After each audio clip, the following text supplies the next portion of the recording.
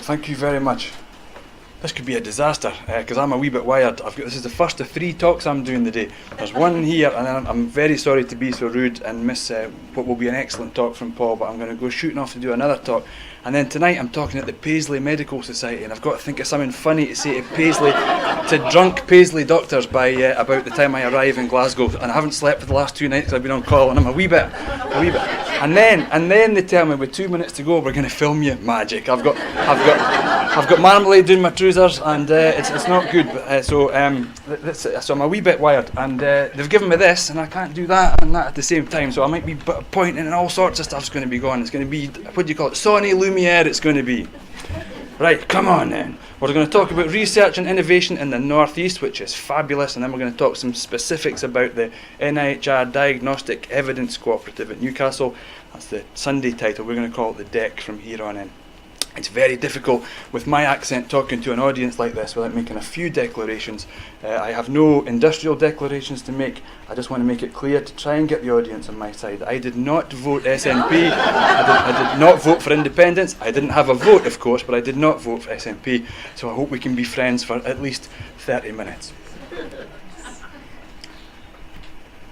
Grand. So the most important thing to say in all of this is a big thank you. And the big thank you is actually to you. This is a fantastic event. Very grateful to the people who put it on, but more so we're grateful to you, because we can't do anything of what any of us are going to talk about today without you. And to have the public coming to things like this is absolutely fundamental to the whole enterprise. And so the most important thing to say is that we want you, but we are very grateful to you. And anything that you can do to go out and speak to your pals and say, listen, there's stuff going on here that you can get engaged with. It's not frightening, it's not threatening. It's all about improving things for the future and for the benefit of the NHS and for the benefit of UK PLC.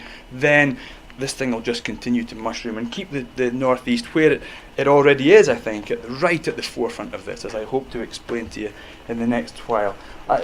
You'll tell from what I've said and from a previous slide that I'm Scottish, and I think the Scots are naturally benevolent people. I think the Geordies in the North East do it even better. I think it's true to say that the public spiritedness of the North East has blown me away. I think it gets a little bit less the further south you go, and I think it's quite good in the north, but I think the North East has got it, and I think that's what's made this enterprise A, so enjoyable, but B, so doable. And that's to your great credit, but do keep spreading the word, please. Because we are shy bairns, or you are shy bairns in the North East, and we are not terribly good at going and telling the world just how brilliant it is here. I wouldn't have moved from Edinburgh, where we had a very good medical and research setup, to the North East, unless I knew it was going to be brilliant, and it exceeded all my expectations. I'm going to give you the tip of the iceberg in this next slide, and I'm sorry some of this is rather medical, but what I've done here in your top left to show you a picture of the driving, the engine of every cell in your body, bar a tiny handful. This is called the mitochondrion. It's the place where all of your food gets turned into energy inside every cell of your body. Newcastle leads the world, not the UK or Europe, it leads the world in mitochondrial research. You'll have seen some of it in the papers recently, and people like Doug Turnbull really are pioneers in this area. Then your top right is a slide of the liver. We have world-leading liver experts such as Chris Day, our PVC, and Dave Jones, our previous dean, who do world-leading research in the liver. Bottom left is a picture of a horrible tumour in someone's bowel. Newcastle led one of the largest studies in the world on why aspirin might reduce the incidence of these horrible bowel cancers, particularly in certain groups of patients. And up at the Children's Hospital, Joseph Vermoer and his colleagues really do truly world-leading research into children's cancer. Clearly very emotive, but clearly very, very important. And if we move across the road to the basic science side, we're very, very keen in Newcastle, and as Andy Hall and others will talk about later, that science meets medicine properly and in a properly engaged way. Bottom right there's a picture of a rather bland and boring looking cell, but that cell is what we call a bacillus bacterium, And Bacillus allows researchers in Newcastle to research the outer wall of that bacterium. Now that might sound terribly bland, but the very first description of a useful antibiotic, penicillin, was all about how we can deconstruct the wall of bacteria without touching the host cells in a way that's non-toxic to the host but kills the bacterium. Of course, we've lost that capacity with antimicrobial resistance, antibiotic resistance, rearing its ugly head. You may have seen the BBC webpage yesterday saying we're finished. There are no more antibiotics that will work against some bacteria. Newcastle, Jeff Errington and his colleagues are pioneering new antibiotics that get in about the cell wall of different bacteria and in a different way disengage them, allow them to disintegrate or at least not to replicate. And that gives us hope that perhaps we can have new antibiotics for the future. This is the tip of a very substantial iceberg, and you'll hear bits and bobs from others of my colleagues about other fabulous research that's going on in Newcastle. So we should be very proud. You should be very proud of the fact you're here and engaging, and you should go and get your friends to do the same. We probably should be more proud of what we're achieving, because I'll show you some other successes in the future. And I think this is all about collective pride and togetherness as we go on. Much, much lower quality research than all of this is my own, which is in an area I work at. I'm a simple chest doctor, and I work in research in the intensive care unit. I show you this not to say this is my work, but rather to illustrate the point about diagnostics being important. So I work on the most horrible of all the hospital-acquired infections. One of the things that bothers the public, as you know better than I do, is that if you come into hospital, when by definition you're very sick to have to be in hospital, that we might give you another infection on top of that. That's the big concern, hospital-acquired infections. This is the big daddy of hospital-acquired infections. You've just had a terrible motor accident or a huge abdominal aortic aneurysm repair or some other catastrophe that's gone on in your life. You get taken to the intensive care like this poor fella on your left, and then the last thing you need on top of that's a pneumonia. So this is what we investigate. We investigate ways of diagnosing ventilator-associated pneumonia. The difficulty for me as a clinician is that when patients come in like that and their x-ray turns like that, there are one of 12, 13, 14 different things that could cause that fluffiness on the x-ray. Difficulty here, of course, is only one of them is infection.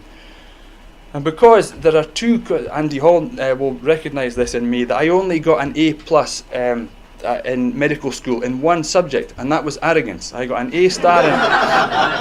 I got an A star for arrogance, and therefore I can diagnose. I know that's infection because I'm just one stratum under God in the medical echelons, etc.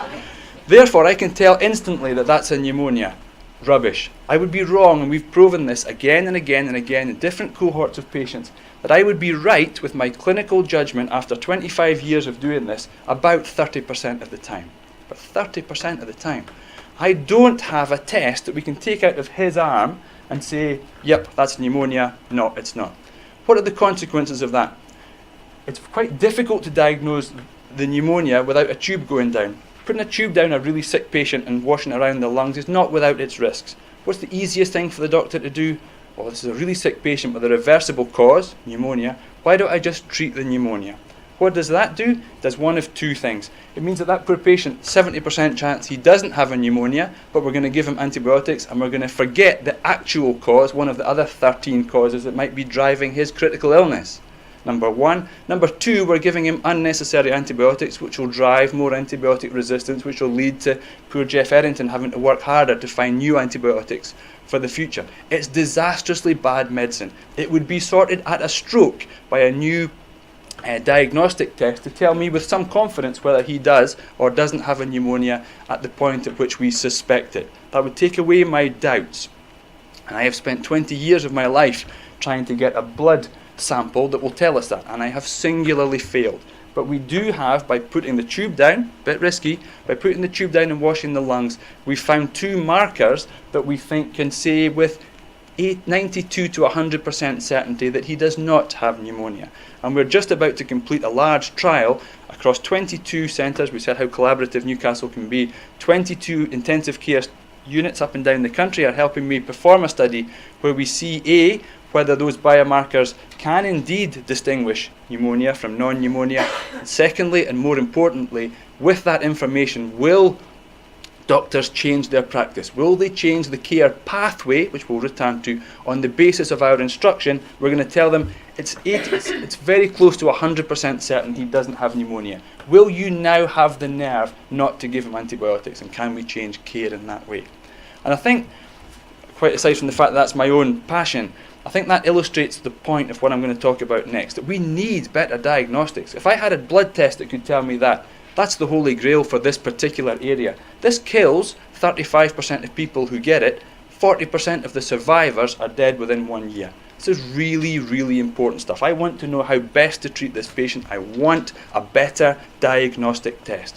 And that's the reason that the Diagnostic Evidence Cooperative was formed. Before I bang on about the Diagnostic Evidence Cooperative, let me bang on about how good Newcastle is. Because we are shy bairns. This is our commitment to translational medicine. I apologise that this slide was made for a medical audience, and I will try to talk my way through some of the acronyms. We are bad for acronyms, for which I apologise. Last year, Newcastle recruited over 12,000 patients went into studies, and the NIHR, of course, is the sort of medical limb, the research limb of the NHS, I suppose. And they create portfolios of studies across the UK. We committed over 12,000 patients to portfolio studies last year, more open studies than any other trust in the United Kingdom. That is fantastic when you consider the size of some of the places we might be competing against. It is a huge testament to the public spiritedness of the North East. This really is acronyms, alphabetic spaghetti now. The one on the left is the important one. We have a biomedical research centre in ageing. A biomedical research centre. There is only one in the country north of Cambridge. Anywhere in the UK north of Cambridge, there is one, and it's in Newcastle. We have a biomedical research unit in dementia. There are lots of biomedical research units, but it's important that Newcastle has one. We have the excellent AHSN, and the fella at the back, Seamus O'Neill, has done a fabulous job in coordinating the AHSN, the Academic Health Sciences Network, with the population and with industry and with the health service, and it really is a fantastic umbrella organisation that's helped us out enormously in the deck. There are 4 decks, as you'll see later in the country. Newcastle has one. Andy Hall, who will talk to you later, I don't want to steal his thunder, so I've not put this up, but runs the MRC EPSRC molecular pathology node. Nowhere in the whole of the UK has one of his and one of mine, a node and a deck. Nowhere in the country. We're going to hear from Paul. Paul is involved in the 100,000 Genomes project, and not far away from the single cell, what we call a single cell proteomics unit. Nowhere that we're aware of has a node, a deck, a single cell functioning unit, and access to the 100,000 Genomes project. We are unique in diagnostics. We are absolutely unique, and yet nobody knows it because we're a little bit shy to tell our story. And we've redesigned our clinical platforms, etc., to try and inside the hospital and in other organisations to try and make sure that this is a bit more accessible to you. This is just this is just wanton showing off again now. But these are the national lists. Newcastle in orange for all sorts of parameters. Second, top for all these parameters that one can measure. But what I want to emphasise to you is that the big hospitals that you'll have heard of before, they're all in there. There's Guy's and St Thomas's, UCL London, Manchester, Oxford. It's not as if we're competing amongst the local terrain. We are competing with the very best here and outstripping them. And the Chronicle takes note and kindly sells our position also. This is just making the same points yet again. Tops the league table for the 4th year running for the number of open studies in the UK.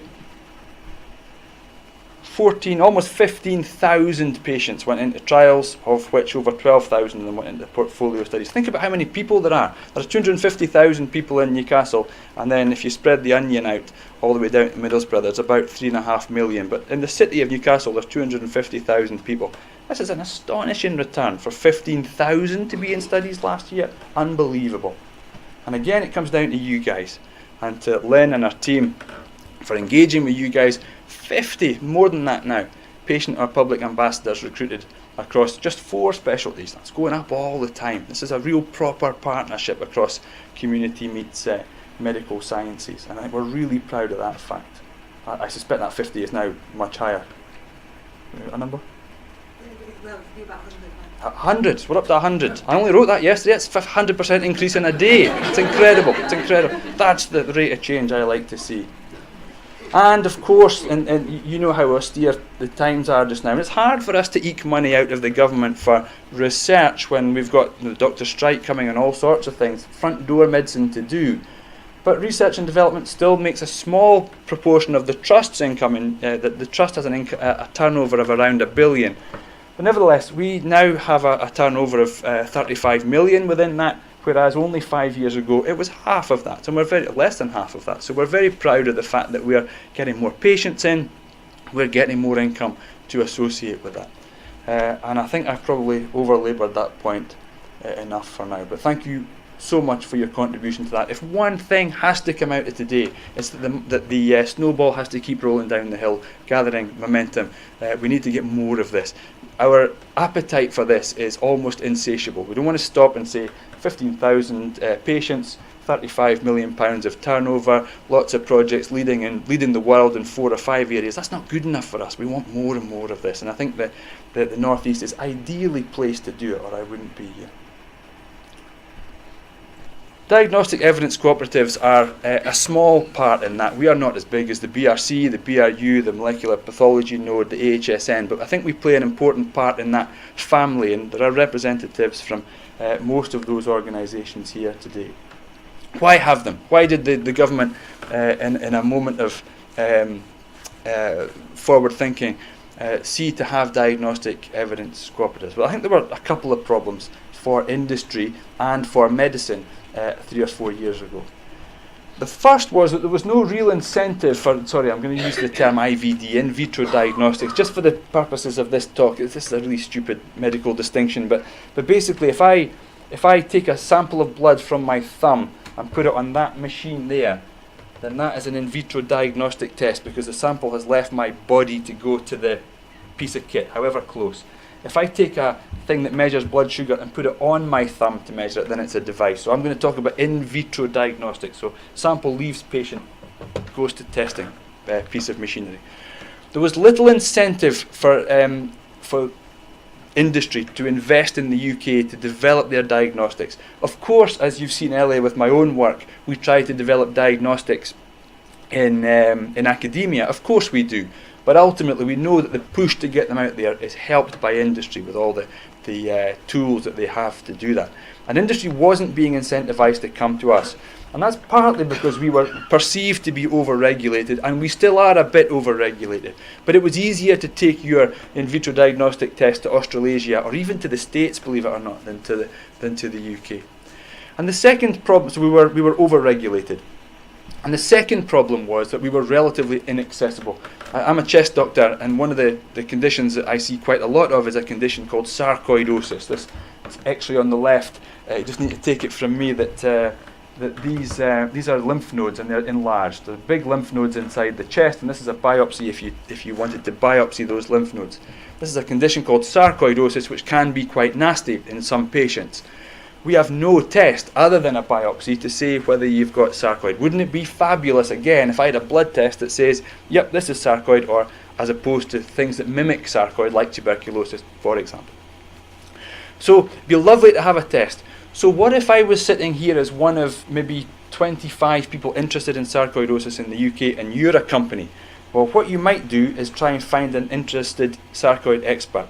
And you might get the right one. You might go to Leicester and get a fabulous guy in Leicester, but you might be unlucky and go somewhere else and get someone not quite so well connected. He or she might or might not have collaborators in other sites. They might or might not know my clinic, or the clinic in Edinburgh, the clinic in Glasgow. They might not. That individual that they contact randomly from the outside might have expertise in clinical trials. They might not. They might know a health economist to tell them whether there is any economic value to their test at the end of it. It might be the best test in the world, but does it have economic value? You might or might not be able to access that sort of information.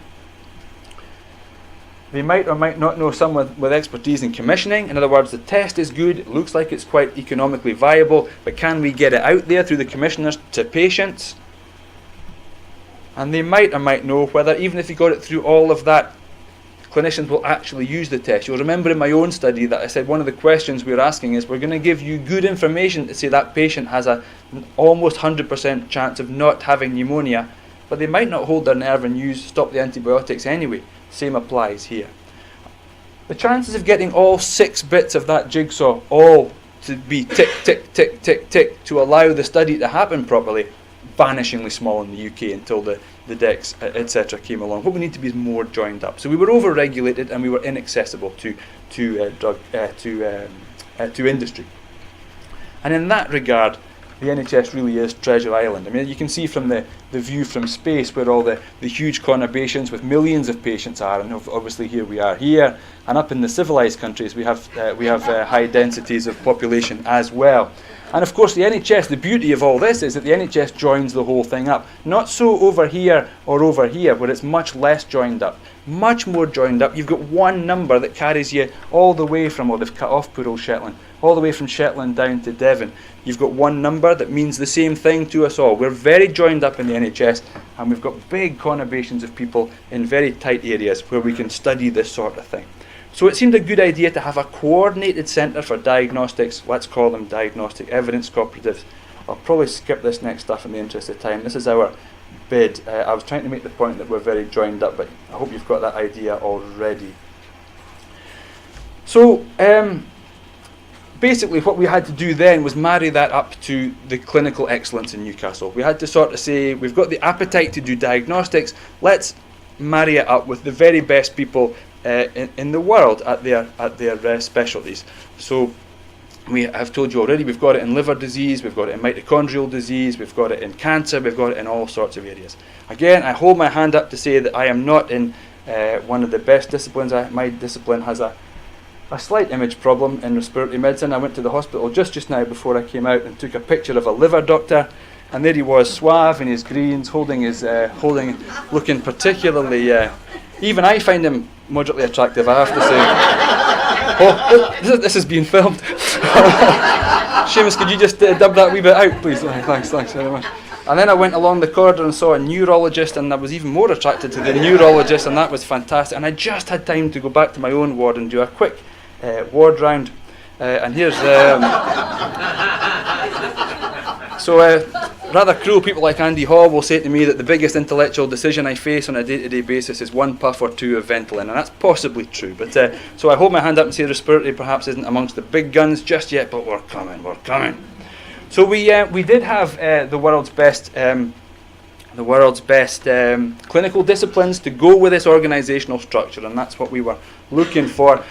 Where we were a little weak in Newcastle at the time, no longer I hope, is that we didn't have specific in vitro diagnostic evaluation embedded in our academic structure, and so we did the obvious thing. We went out and got the best 2 in the world. We got this fella, Patrick Bossut, whose name I can never pronounce, who's from Amsterdam, who probably is the world's leading in vitro diagnostic evaluator. The name doesn't matter. The principle is we've got the best in the world. And then we went out and got the best in the UK, John Deeks from Birmingham, and we worked very closely with both of them. So at this point we had all the tools. The trouble with the DEC award is that it's just for infrastructure, and we had no staff of our own, and gradually over the last 2 years we've tried to increase our capacity and increase our number of experts, and I think that's gone well.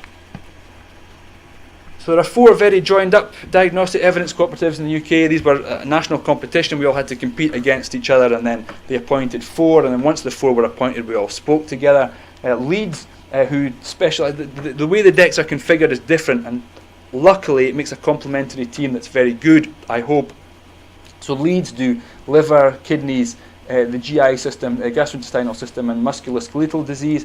Imperial in London, they're much more interested in point of care tests where you'll take a sample from a patient and you'll have the answer in 10 minutes. Doesn't matter where you do that, it can be out in primary care, in hospital, but they want a very quick answer. All about speed and speed of turnaround that influence clinical care pathways and decisions. Oxford have concentrated on out there with GP land, and we've kind of taken the rest a little bit. and kind of grown organically and kind of occupied a space that, for example, specialises in things like in things like infection, for example. We're very strong on infection and a few other areas, some of the genetic areas, for example, and Paul will talk more about genetics after me. And I think probably the key thing of all this is that we are a complementary and multidisciplinary team. Now, I don't for 1 second want or expect you to read all of this, but I'm making the point that we are pretty multidisciplinary here. There's myself as director, Michael Power as deputy, Seamus, who for some strange reason was taking a photograph of me there, is from leads the AHSN and has been an incredibly supportive partner, understanding that here we were with all this pent-up potential and just need a little bit of a push to get it going. He helped us in our time of need, and we're exceptionally grateful for that, Seamus. Ray Waters, who's here, if you're from the deck, go and put your hand up. Embarrassing thing. You can see you can see lots of deck people around the place if you want to talk to them later. So lots and lots of deck people, and they all have different skills. We've got a project manager, we've got lots and lots of in vitro diagnostic evaluation experts now. We've got big NHS input, we've got organisational input, we've got industry liaison, we've got device expertise, health economics expertise, statistics expertise, biochemical expertise, we've got patient and public involvement expertise, we've got links to industry, and we have all of our clinical theme leads. So I think we're now just busting to go. And what we need is more projects, and if you've got it, a bit more money. And I think this just makes us one part of one big happy deck family with our friends at Leeds, Imperial and Oxford, and we're sharing ideas with our colleagues there, where sometimes Leeds will come to us and say, listen, we've got too many liver studies at the minute, do you want one? We'll say, listen, we're just blown away with infection calls at the minute, would you like to take one of our infection things? And this is working really well, we think. Again, in the interest of time, I'll probably skip these slides. They're rather busy, and again, we're intended for a medical audience, for which I apologise. But it makes the point here that the deck is all about two things. It's all about having clinical expertise and resources, I hope I've convinced you. And it's also about having methodological expertise and resources around diagnostics. And linked in with people like Andy Hall in the MRC pathology node, we can get this. This slide was written before the node and the single cell genomics unit and everything came online, but now this is much more than the deck. This is a whole Newcastle enterprise for methodological expertise linked to clinical expertise.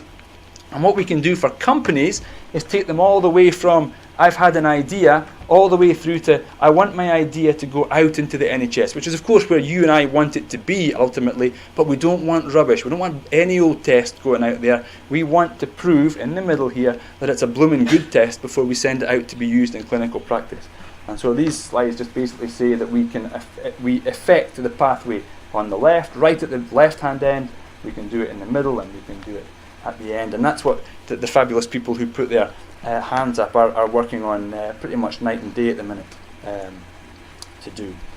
What we are not is the Bank of England, and unfortunately I think a lot of our clinical colleagues think that we have money to spend on projects. We can't. We are an infrastructure award. We can only attract money in from grants and from in vitro diagnostic companies who want to invest in us to give them their evidence independently. And that has its tensions because we are not overfunded, and again, there is some fabulous fundraising that goes on in the Northeast for which we are very, very grateful. We can never obviously get enough money to try and feed our ambitions. So what kind of things are we doing? We had our fortnightly deck management meeting yesterday, and we discussed somewhere of the order of 25 projects that are from in gestation to completion, something like 25 projects across the landscape, covering everything. We've just finished a test last year on flu. We'll probably do another one winter 16-17. We've just rolled out a big programme of diagnosing high cholesterol in families that looks like it might now go nationwide, again with a lot of help from the AHSN and Seamus's lot. We've just demonstrated to industry our capability by in the space of about 5 months getting about 280 patients through the front door into a study to see whether we can answer the question, is there a test, the name doesn't matter, but is there a diagnostic test that can tell us this patient, as he comes in the front door, he's got a 70 to 80% chance of being in intensive care in the next 2 days. This one is going to do fine. They can go home. This one needs a ward. So, in other words, can we stratify patients on the basis of a blood test and our clinical acumen into can safely go home, should go to a ward, absolutely needs monitoring on a monitored bed. Imagine what that would do for the NHS if we could do that, rather than that ghastly 4 to 104 hour wait that we have to do in A&E. If we had a blood test that helped us stratify that properly, just imagine how much resource, how much money, but more importantly, how much patient comfort we would improve. And as I say, we're big into infection, and we're doing lots and lots of tests around better detection of bacteria, fungi, viruses, etc. And that, again, is the tip of an iceberg. I could bang on all day, as the poor people who listen to me every week in the DEC management group know about the pipeline of things that we have on board. And because we're diagnostics, we're a little bit geeky. We like to do things for industry where we make little things move on slides and stuff, but I'm not going to be able to do it, I don't think. But this basically whirs and whizzes across. This is a patient pathway document made by my colleagues in the DEC, which will show industry, if you change X, the impact upon pathways, clinical pathways will be, and the balls move along the, I'm sorry it doesn't light up. I had this on my beautiful Mac where it works, but I'm using Luddite technology here, and therefore can't tell. Oh, wait a minute. Oh, look at that. The Luddite technology. So I don't know why that makes me happy, but it does. So we can model these things. With the clever people at the back who know much more about this than I do will say, imagine you've got diabetes and you've got a bad limb, either because the nerves or the blood vessels are not working properly. Imagine a diagnostic test, pick that a bit earlier. Imagine that made change X. Then we can model the difference in care downstream. And I think that's really very valuable. An industry like that sort of thing. We've expanded our commercial contacts hugely. Ray Waters, who's in the middle there on his phone, he organised a great big event last year for industry, and it was a huge success. We got all of these companies coming along to one single event, and here's our activity. Which was going along like this. So here we are before Seamus gave us his little help to push us along in the first instance from AHSN. There's a push. And then we start, that was to help us get staff in the door and get going. We've got staff in the door and get going. Again, we've got another little push from Seamus, and Ray came in and organised this event, and we just went bodumph. And we're hoping to go bodumph again in February of next year, and please do come to that event if you wish. It's in February the 11th, when there'll be there's a sort of diagnostics monthly event for Newcastle. So I'm going to stop talking soon, I hope. Again, I wanted to close the last couple of slides just by telling you the diagnosis really does matter. I want to give you another case study. Again, I don't want to be too parochial here, but this is from my own experience. I was sitting in Edinburgh and I got a phone call, and it says, that John Simpson? Yeah, it is. Said, I hear you're an infection expert. I don't mind saying that I am. So would you come and see our patient? We've got a lung infection. There's two strange things about this patient. One is that she's aggressive and uncommunicative. That's not unusual in Edinburgh, but to have a 37-year-old aggressive, uncommunicative lady. In fact, I married one. This is being filmed, and I keep forgetting this is being filmed. Never mind. The second thing is she's exceptionally hirsute. She's hairy, basically. So we've got a hairy, aggressive, uncommunicative lady who's think has got a pneumonia. Would I come and see them and bronchoscope them, put a telescope down into the lung and wash their lungs out? So I said I'd be delighted to. But it really emphasises the importance of a good diagnosis, because she was a chimpanzee. How cool is that, eh? This was Emma from Edinburgh Zoo. So if you're a male orangutan, bits of this are going to have to be edited. If you're a male orangutan and you fancy a wee bit of a lady orangutan for the evening, then when you've got a big sack on the front, your big floppy sack on the front of your chest. So if you want to make yourself sound bigger and more important than you are, you fill your sack with air and whoo, across the jungle, and lady orangutans come flying in apparently, and you go off to some remote glade and do what orangutans do when the Barry White music's on and all that kind of stuff. If you're a female orangutan, you have a slightly smaller sac. If you're a male chimpanzee, you have a slightly smaller sac. If you're a female chimpanzee, you have a small vestigial sac just under here, which comes off, it opens just above your vocal cords. That's a terrible design fault, because poor Emma had managed to get her little sac full of pus. Every time that poor Emma ate, or every time poor Emma lay on her back, she tipped pus down into her lungs. And these, so she was getting pneumonia all the time. So none of the vets in Edinburgh, believe it or not, were bronchoscoping anything larger than 30 kilogram dogs, and she's clearly a 75 kilogram ball of muscle. And I regularly bronchoscope 75 kilogram humans and many more kilograms of humans. So they asked us to come and do this. What a fabulous piece of engineering this is. These wonderful, wonderful women here are veterinary technicians at Edinburgh Zoo. They constructed this throne of straw. They shot it in the backside with a anaesthetic. So they've got 4 hours to do everything. If she wakes up, we're gone, man. We're gone. So if she wakes up, we're in big, big trouble. So they want to anaesthetize her properly. They don't want to kill her because she's a prize asset for the zoo. So this is a 1950s bellows ventilator. The vet kept her alive on this thing for 4 hours. These girls came in having built the throne of straw and shot her, and they did everything. They did her eyes, her ears, her nose, her genitals, her feet, everything they could get access to, they did. I bronchoscoped her. Here's me looking rather nervous in case she wakes up.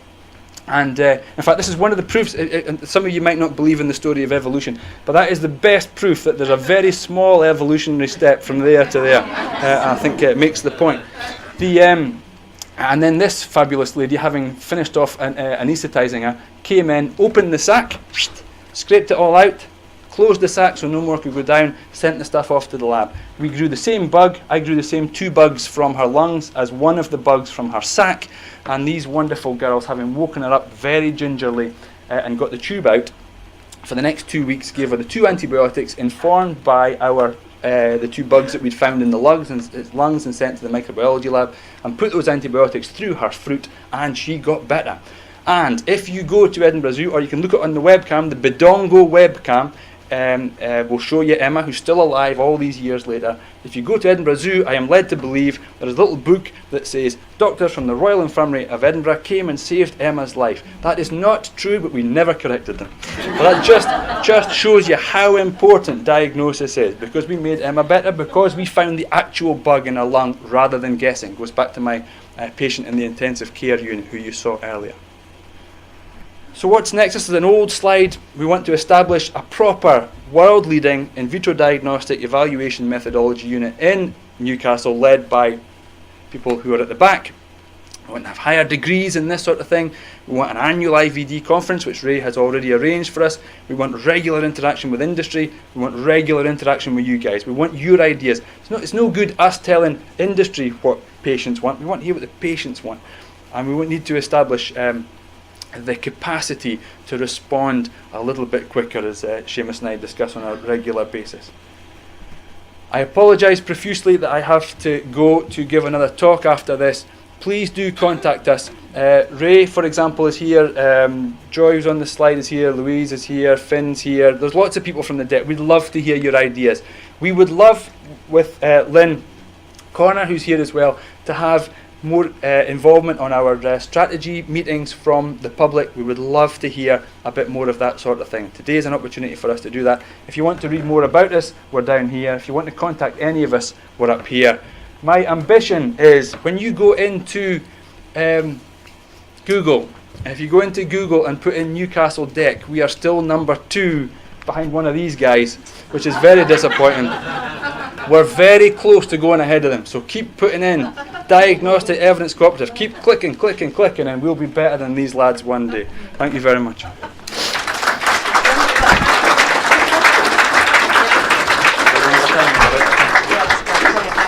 Thank you so much. We have a series of events, as you know, on research and innovation. We've had genetics matters, we've got diagnosis matters, mitochondria matters. We clearly need monkey matters next, so we will get on to that. We've got a few time for a few questions. Does anybody have any questions before John has to shoot off, as he said? A lot to think about that. You've got a microphone? Could you just wait for the microphone then? John, thank you very much. That was fascinating, looking at the developments you're making. But you, earlier in the talk, made it clear how you had a real problem with the pneumonia because you could show people didn't have it, Exactly. but not what they might have. Exactly. Where we have difficult conditions like that, one of the alternatives for pneumonia, which is described as the old people's friend, and a lot of us around here are heading that way.